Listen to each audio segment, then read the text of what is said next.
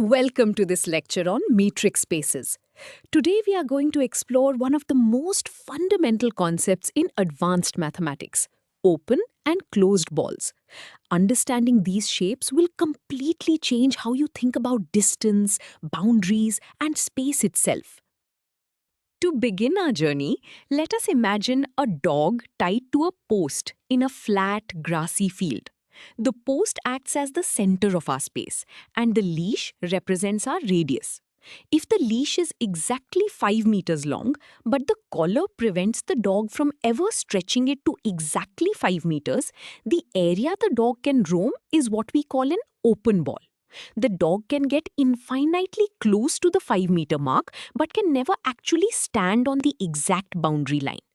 If the leash allows the dog to stretch it to exactly 5 meters and stand right on that boundary circle, the roaming area is called a closed ball. This simple idea of a boundary you can approach but not touch versus a boundary you can stand on is the core difference we will explore today. Now that we have a physical intuition, let us bring this into the realm of mathematics. In mathematics, a metric space is simply any collection of items equipped with a specific rule for measuring the distance between two items. We will call this space X and the distance rule D. To build an open ball, we first pick a specific point in this space to be our center, which we will call X. Then we choose a positive real number to be our radius, called R. The open ball is the collection of all points in the space whose distance from the center is strictly less than the radius. It is a fundamental building block for understanding closeness and limits in advanced geometry. Building on that definition, let us look at how we write this mathematically. The formula you see represents the open ball conceptually. We read this as the open ball B of X and R is the set of all points Y in the space X such that the distance between X and Y is strictly less than R. The symbol B represents the open ball itself. The variable Y represents any arbitrary test point in our entire space. The expression D of X and Y is the exact distance between our center point and that test point. The strict inequality symbol is the most crucial part here. It means the distance must be strictly less than the radius.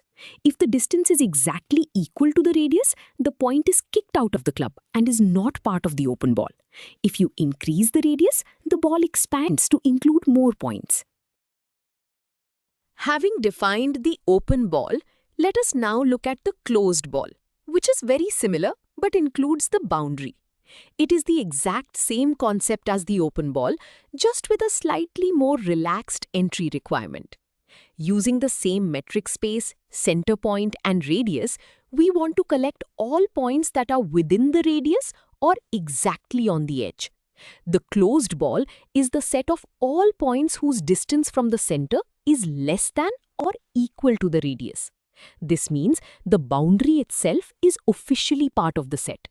Just like the dog that can finally step on the 5-meter line, points that sit exactly at the radius distance are perfectly welcome inside a closed ball. Let us see how this relaxed rule changes our mathematical formula. Here, we use square brackets around X and R to visually remind ourselves that the boundary is included. The only difference from the open ball is the less than or equal to symbol. If a point Y is exactly at distance R from the center X, the condition is satisfied, so the point is included in the closed ball. As the radius increases, the ball expands to swallow up more points in the space. And as the radius shrinks towards 0, the ball shrinks down until it only contains the center point itself.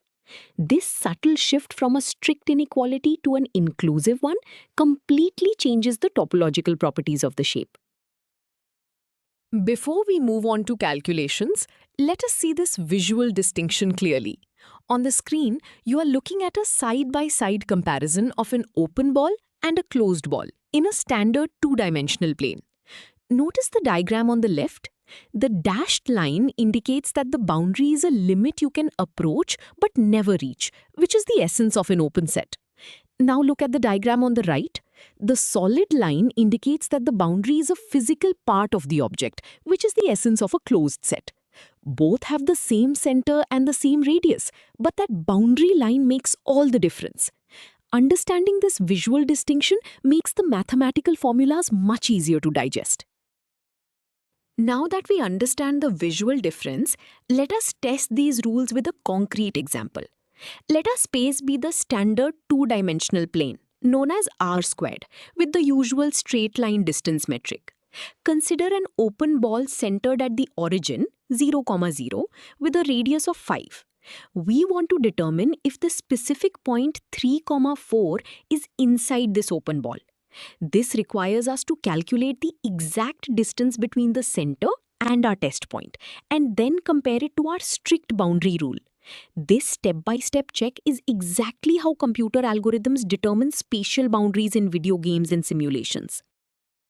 To solve this, we need the right tool for the job, which is the standard Euclidean distance formula.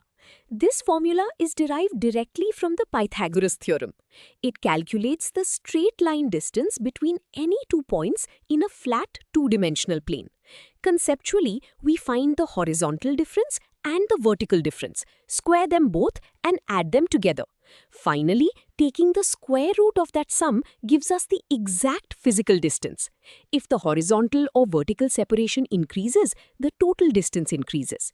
We will use this exact formula to measure the gap between our origin center and our test point. Armed with our formula, let us set up the calculation. We are given an open ball centered at the origin with a radius of 5. And we are asked if the point 3, 4 is inside it. First, we identify our coordinates. The center of our ball is the origin, so we set x1 and y1 to 0. Our test point is the location we are checking, so we set x2 to 3 and y2 to 4.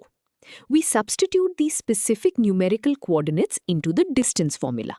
This sets up the arithmetic we need to perform to find the exact distance. Continuing with our calculation, we evaluate the expression step by step. Now we perform the basic subtraction inside the parentheses, which leaves us with 3 and 4. Squaring these differences gives us 9 for the horizontal component and 16 for the vertical component. We add these two squared values together under the square root symbol. This represents the sum of the areas of the two smaller squares in our imaginary right triangle. We are almost at our final physical distance. Let us finalize this measurement and draw our conclusion. Adding 9 and 16 gives us 25 inside the square root. The square root of 25 is exactly 5. This tells us that the physical straight line distance from the origin to the point is exactly 5 units.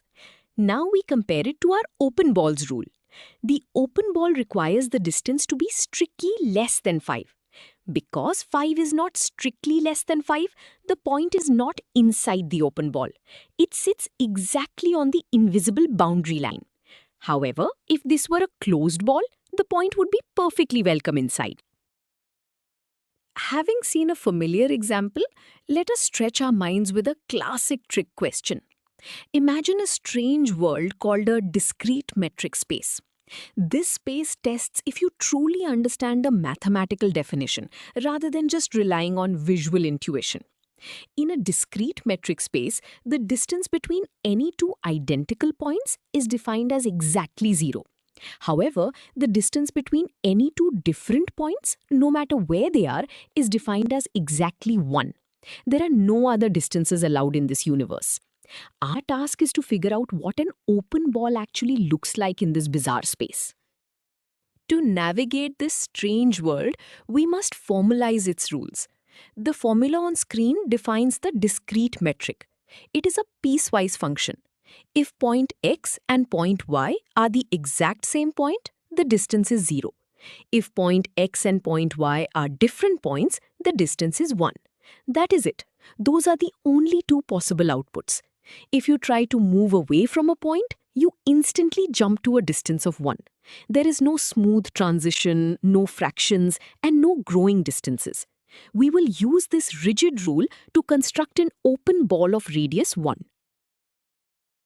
Let us apply our definition of an open ball to this discrete space. We are looking for all points y that belong inside the open ball centered at x with a radius of 1.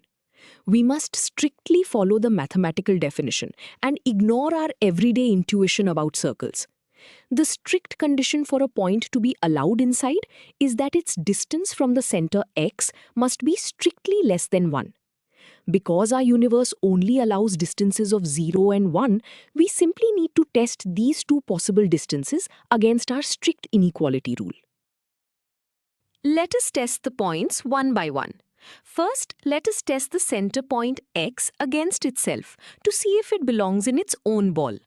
The discrete metric rule states that the distance from any point to itself is exactly 0. We then check if 0 is strictly less than 1, which is absolutely true. Therefore, the center point successfully passes the test and is included. Next, we test any other point y in the space that is not the center point. The rule dictates that the distance to any different point is exactly 1. Now we conclude our test for the other points. We check if the distance of 1 is strictly less than our radius of 1. 1 is not less than 1, so this is mathematically false. Because it fails this strict inequality, no other point in the entire space is allowed inside the open ball. Therefore, in a discrete metric space, the open ball of radius 1 contains only the center point itself. Visually, it is not a circle at all, but just a single isolated dot. This perfectly demonstrates why we rely on mathematical definitions over drawings.